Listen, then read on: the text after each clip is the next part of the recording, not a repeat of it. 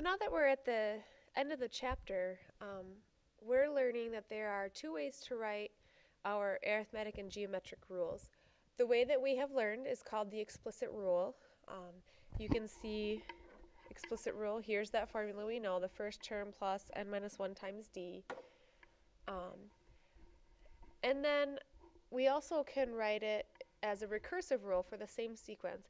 It's kind of like the idea of, if you have a straight line, your linear lines, and you can write it in slope-intercept form or standard form, or even point-slope form, but it's all an equation for the same line. So we have different ways to write rules for the same sequence. So this example has us writing the explicit rule for the sequence and the recursive rule. So the explicit rule is what we've been doing the longest, where we need to know the first term and the difference in order to write it, which they gave us both.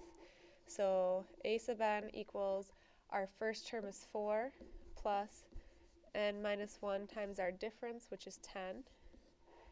And then we just simplify that.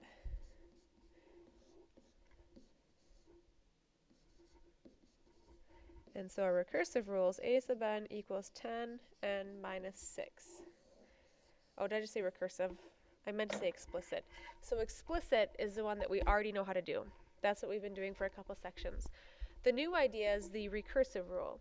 Now the recursive rule, what it does is it tells you, take your previous term, remember this a sub n minus 1 is our previous term, and then what do you do to the previous term to get the next term? In arithmetic, you are always adding that common difference, so it just shows we're going to add our difference to every term to get the next term. The tricky thing with recursive rules is you have to tell people where to start. Where does the term, or where does the sequence even start? And once I have that starting point, now I know I'm going to add this number to get the next one, and add to get the next one. So we do start out with a sub 1 equals, and they told us the first term is a 4. And then our rule is going to be a sub n equals, we're going to take our previous term, which is a sub n minus 1, and we want to add our common difference to get the next one. And what is that common difference? They told us it's a 10, so we're going to add 10. So if someone walked up and looked at this rule, they'd say, okay, I start with a 4, and then to get the next term, I take the previous term, which is a 4, and add 10, so my next term is going to be a 14.